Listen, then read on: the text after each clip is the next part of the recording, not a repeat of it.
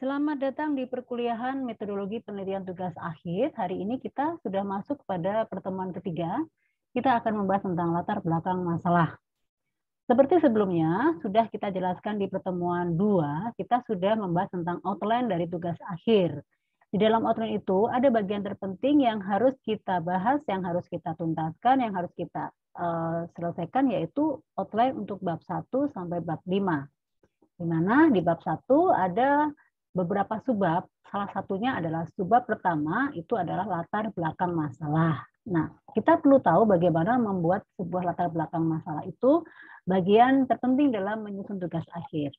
Tapi sebelumnya saya akan menyampaikan bahasan atau tujuan atau dari pembelajaran kita adalah kita harus mengetahui dulu dari latar belakang itu, kita harus menelisik dulu latar belakang masalah tersebut. Dan setelah mengetahui latar belakang masalah, kita harus mengenali sumber dan latar belakang masalah. Dan kita harus juga membaca, melihat fenomena isu-isu tentang karakteristik masalah itu sendiri. Dan selanjutnya menentukan perumusan masalah. Dan di akhir itu masih mampu menuangkan atau memaparkan latar belakang dalam sebuah tulisan. Ya, itu adalah tujuan pembelajarannya. Latar belakang masalah itu yang harus kita amati, yang harus kita pahami adalah yang pertama mengenali sumber dan latar belakang masalah. Yang jelas latar belakang itu dituangkan berdasarkan topik atau tema yang sudah kita pilih sesuai dengan bidang kompetensi Anda. Nah, antara judul, latar belakang, bab 1, bab 2, bab 3, sampai bab 6 itu harus nyambung, harus terkorelasi, harus terkoneksi. Makanya harus diperlukan fokus penelitian ini, karena ini kita tidak bisa merekayasa, kita tidak bisa menjelaskan secara ngawur atau secara asal, tidak. Tapi kita harus benar-benar melihat, merujuk judulnya apa, sehingga kita harus mengamati apa sih yang menjadi dasar, menjadi tema, atau menjadi permasalahan terkait dengan topik atau judul yang kita ambil. Gitu. Terus yang berikutnya di latar belakang itu yang harus kita ketahui adalah harus menuangkan fakta permasalahan. Yang dimaksud dengan fakta permasalahan itu adalah isu atau fenomena yang sedang viral atau yang sering terjadi atau yang sedang hangat ya. Dan isu namanya isu itu kan sedang banyak dibahas atau dipermasalahkan di praktek realnya, entah itu di perusahaan, entah di bisnis atau yang lainnya. Nah, untuk memperkuat itu perlu juga didukung oleh penelitian yang serupa atau setipe, bukan judul sama, tetapi yang meneliti tentang hal-hal yang sama. Jadi kita harus menguatkan penelitian kita itu selain ada masalah yang ada di lapangan, fenomena atau isu, kita juga harus didukung oleh kutipan dari jurnal-jurnal penelitian terdahulu. Nah, jurnalnya itu adalah 5 tahun terakhir dan harus menggunakan jurnal yang resmi, yang ber-ISSN, ya, jadi ketahuan, dilihat dari situ akan tertulis nomor tahunnya akan terdetek. Nanti kita akan belajar bersama-sama detailnya di pertemuan-pertemuan berikutnya. Yang perlu diperhatikan, ini adalah layout yang harus ada, yang harus dituangkan di bab 1 itu apa saja sih, khususnya di latar belakang. Yang pertama itu menjelaskan tentang gambaran umum tentang industri secara global. Jadi kalau kita berbicara manufaktur, ya manufaktur yang global. Kalau misalnya topik kita tentang perbankan, berarti kita menjelaskan tentang perbankan secara umum dulu yang di bagian pertama. Kalau kita berbicara tentang tentang dunia perpajakan, berarti kita menjelaskan tentang aturan-aturan perpajakan secara global dulu. Kalau kita berbicara tentang komunikasi, berarti kita menjelaskan pentingnya komunikasi bagi perusahaan secara umum itu apa dulu. Jadi jelaskan secara general dulu. Nanti di berikutnya mengerucut sesuai dengan tema. Nah, topik atau isu yang sesuai dengan tema itu kita paparkan di sini. Nah, setelah kita menuangkan itu, berikutnya kita menjelaskan masalah. Nah, di sini Anda sudah bisa menuangkan permasalahan yang ada di tempat Anda melakukan magang atau tempat Anda melakukan penelitian. Nah, di situ Anda menceritakan, misalnya buat yang sudah bekerja itu menguntungkan karena mungkin kasusnya atau topiknya diambil dari tempat dia bekerja. Nah, itu membantu sehingga kita tahu apa sih masalah yang terjadi dengan di perusahaan sesuai dengan topik yang kita angkat, misalnya tentang SDM, apa sih yang terjadi masalahnya? Kalau misalnya kita membahas tentang pelatihan atau penilaian kinerja apa yang selama ini terjadi, masalah di mana. Nah, itu diceritakan. Nah, sehingga ketemulah akar masalah itu menjadi sebuah judul. Nah, biasanya di paragraf terakhir itu Anda diminta menuliskan berdasarkan latar belakang, berdasarkan permasalahan yang ada di perusahaan tersebut, maka judul tugas akhir ini kita tandai merah, artinya Anda harus menuangkan judul tersebut. Misalnya, penerapan digital marketing pada penjualan produk produk frozen ya di perusahaan X misalnya, itu dituangkan di sini. Nah, ini dituangkan di akhir kalimat di latar belakang. Nah, ini ada teknisnya, penulisannya tugas itu harus di bold ya, diketik dengan huruf kecil. Nah, ini tolong diperhatikan, nanti ini akan ada dibaca di pedoman. Pedoman penulisan tugas akhir Anda akan mendapatkan dan mohon dicermati dengan baik-baik.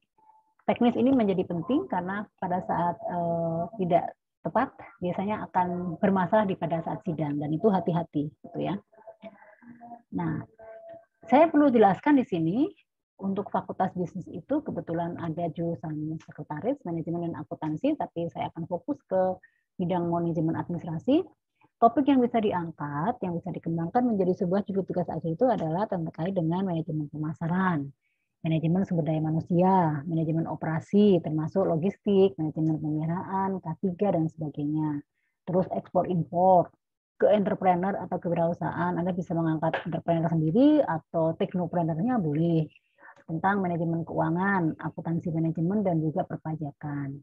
Nah, ini bisa dikembangkan sesuai dengan passion, sesuai dengan kompetensi yang Anda kuasai. Artinya maksudnya sesuai dengan kompetensi itu tentunya setiap mahasiswa ada kenyamanan, ada satu mata kuliah yang dengan bahasa mudanya itu favorit. Ini mata kuliah favorit saya, sehingga kalau kita mau memiliki sesuatu yang favorit sesuai dengan kenyamanan, sesuai dengan kemampuan kita, pasti kita akan enjoy, kita akan enak menuliskannya, menuangkannya. Karena kita tahu kita akan mulai dari mana menuangkan permasalahan itu di situ akan terlihat ya. Nah, di sini saya akan memberikan contoh cara menuliskan pada latar belakang. Ya, latar belakang. Ini contohnya, ini di bab satunya ada di board. Nanti ada ketentuannya berapa fontnya, berapa spasinya ya. Yang jelas untuk isi tugas akhir itu spasinya adalah 2, double. Itu yang harus ya, di sini sudah ditulis 2 spasi ganda atau double. Nah, itu nanti lebih dibaca di buku pedoman di akhir semester ini. Nah, ini saya mau ceritakan yang tadi di paragraf pertama, ini contoh ya, artinya itu bisa berparagraf-paragraf karena minimal 2 halaman ya untuk latar belakang ini. Jadi di paragraf pertama ini kita menceritakan gambaran umum secara general, industri secara umum global, cara manufaktur tapi secara umum. Nah, di paragraf kedua ini sudah mengerucut mulai menceritakan tentang isu atau tentang fenomena yang sesuai dengan topik. Ya, misalnya di sini kita ambil contoh pemasaran. Berarti di sini menceritakan pemasaran itu, strategi pemasaran itu menjadi suatu hal yang penting dalam sebuah bisnis. Nah, ini diceritakan di sini.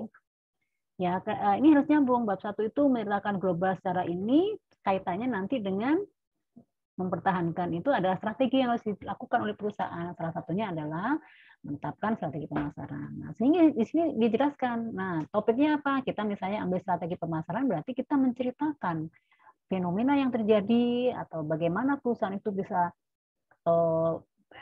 sustainable atau bertahan itu ya karena sebuah strategi. Nah, itu dijelaskan, tapi sudah langsung mengerucut kepada topik atau tema. Nah, berikutnya, nah ini kita juga sisipkan kutipan dari jurnal yang tadi disampaikan. Jurnal, kita harus cari jurnal dengan judul yang setipe, bukan yang sama judulnya ya. Kalau sama justru nanti dianggap plagiat. Yang setipe yang membahas tentang topik-topik yang sama. Banyak sekali. Nanti kita akan berlatih mencari jurnal dan mengutipnya seperti apa. Nah, yang ditulisnya di mana? Nanti ini ada contoh kutipan. Biasanya itu kita mengambilnya dari bagian analisis atau bagian kesimpulan. Kita membuat sebuah parafrase dari jurnal tersebut, kita tuangkan di sini. Ya, ini dijelaskan bahwa strategi pemasaran itu adalah suatu cara memenangkan keunggulan dan sebagainya. Ini penuturan menurut Arifin dan Sunarti. Nah, dan Wibowo. Dan ini ada juga penelitian menurut Diniati dan Agustina. Ini menjelaskan juga di sini. Nah, baru ini baru contoh ya. Tadi dijelaskan minimal ada 5, ada berapa itu silahkan. Baru masuk di paragraf terakhir biasanya, bagian akhir itu kita fokus mengerucut kepada objek penelitian kita. Yang dimaksud objek penelitian itu adalah perusahaan di mana kita melakukan penelitian. Dan di situ kita menceritakan apa sih yang di sana terjadi itu, kenapa sih dengan perusahaan itu strategi pemasarannya seperti apa. Kita nggak perlu tahu. Nah, kita perlu menggali, mengkaji apa yang terjadi atau yang ada di perusahaan itu terkait dengan judul kita. Nah, makanya di sini dituangkan di sini. Nah, ini contoh ya sekali lagi. Dan di akhir yang tadi saya sampaikan, di akhir kalimat itu harus ada judul berdasarkan topik, latar belakang atau permasalahan yang muncul. Itu bahasanya bebas saja, tetapi memang secara ilmiah ya itu dituangkan di sini. Maka hal yang akan diteliti atau penelitian ini mengangkat judul itu biasanya bebas ya. Yang penting ada tertuang judulnya. Strategi pemasaran produk Wither Strip pada PT Toyota Autobody Tokai Extraction Bekasi, ini contohnya. Ya, sampai di sini jelas. Dan nah, ini adalah standarnya. Tadi ketentuannya, standar fontnya adalah Times New Roman. Marginnya, ingat kita sudah mulai berlatih dari sekarang. Karena latar belakang ini nanti akan diteruskan ke subbab berikutnya. Dan itu nanti di akhir semester ini akan menjadi sebuah proposal yang akan diajukan untuk pengajuan tugas akhir Anda. Ya, ini ingat diperhatikan marginnya, ya. Terus di sini ada spasinya, judulnya Syuko dan sebagainya. Ini adalah ketentuannya untuk latar belakang. Jadi sekarang tugas Anda adalah mulai sekarang habis ini Anda langsung menyusun sebuah latar belakang, cari referensi, cari fenomena atau isu, bisa dari bacaan artikel atau dari googling ya. Tolong pesan saya untuk tidak melakukan copy paste, tapi mohon dibaca, dibuat parafrase yang bisa dituangkan di dalam kalimat atau dituangkan di dalam latar belakang. Baik, demikianlah pertemuan kita pada hari ini. Bukan berarti berakhir, tetapi Anda harus berlanjut dengan pelatihan. Latihan untuk menyusun sebuah proposal. Minimal 2 halaman. Ya, untuk yang pertemuan berikutnya kita akan presentasi tentang latar belakang tersebut. Baik, dengan demikian sebulan ini saya akhiri. Kita ketemu di pertemuan berikutnya. Semoga bermanfaat bagi kita semuanya. Terima kasih.